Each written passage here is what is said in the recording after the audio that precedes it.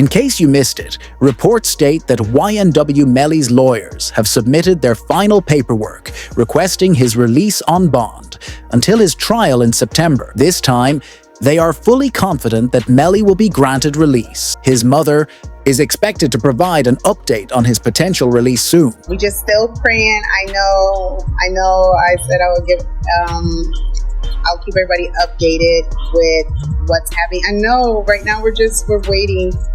So basically the judge is going to do, I guess, a written order. So we're just waiting, and that order can come any minute, or it could come tomorrow. I don't know.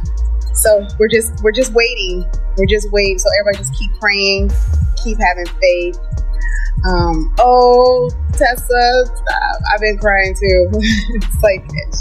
It's been a long time coming, you know. As YNW Melly's lawyers submitted his new bond release package, the question now is whether it's strong enough to secure his release. According to court documents, Melly's legal team proposed an unspecified bond to be paid by his record label, 300 Entertainment. If granted, they assured the judge that Melly would be placed on house arrest, wear an ankle monitor, and be supervised by 24/7 private security. The proposal was convincing enough that one rapper reacted by saying, "That boy Melly's coming home. I feel it." But what could truly tip the scales in Melly's favor is the physical evidence included with the bond package. Among the key pieces is an interview with Melly's mother, where she described how he's being mistreated in jail, alleging he's not even being treated like a human being, which could constitute a violation of his rights. You saw Melly's statement, just saying how he's been hurt, how he's scared for his life.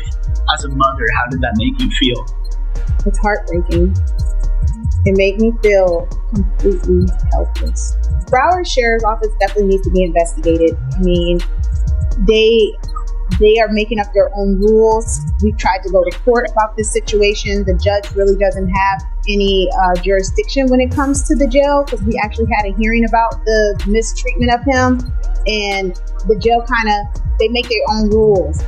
And I don't think that's fair, because I know that they need to answer to someone too. When you read Melly's statement about how he's been treated, it leads directly into newly presented evidence from the original trial, evidence the current judge wasn't present to see. Melly's legal team argues that the federal claim stating he committed the crime inside the Jeep is false. They backed this up with GPS data, showing that YNW Melly was actually seen sprinting down the street and hiding in a bush. This tracking was made possible by AT&T, which was monitoring his cell phone still in his jeans pocket at the time.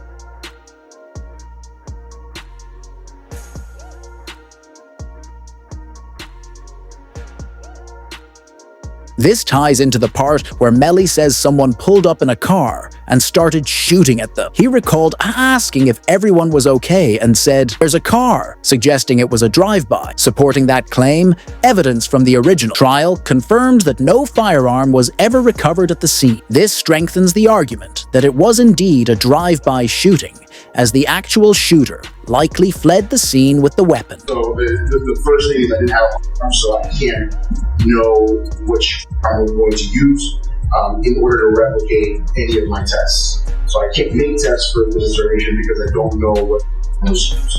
Okay. With the release package looking so strong, prosecutors grew concerned that it might be approved. In response, the news reported that a no communication order was filed in the YNW Melly trial. This order completely separates Melly and Bortland No talking, no contact, and no communication through lawyers. Prosecutors appear to be pressuring Bortland to cooperate by planning to try Melly and Bortland together in the upcoming trial, meaning they would sit side by side while evidence is presented against them. And you can try them together. It is to the benefit of the state to try them together, just more efficient.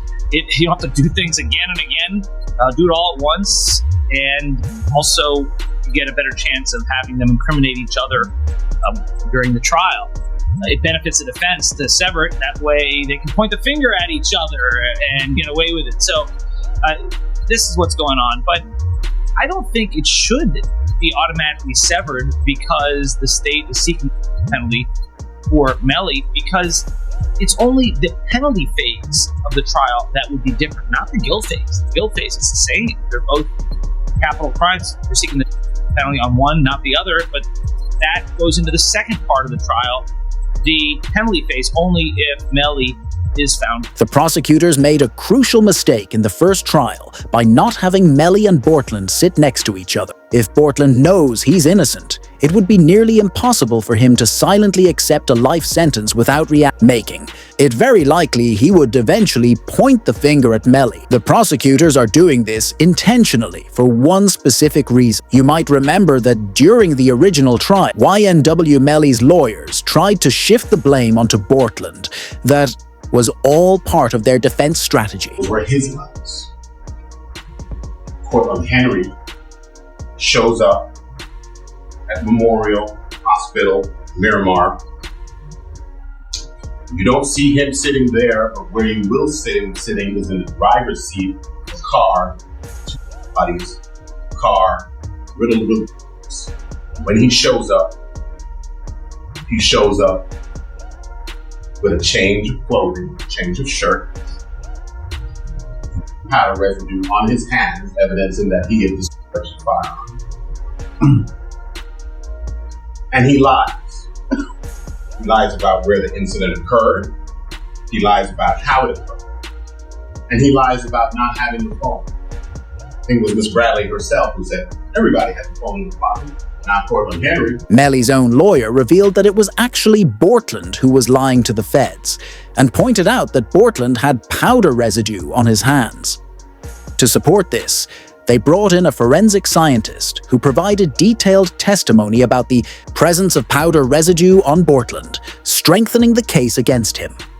So the right hand of Cortland Henry contained 0 particles characteristic of pot residue and two component particles, and the left hand contained 1 particle characteristic of pot residue and 1 2-component particle.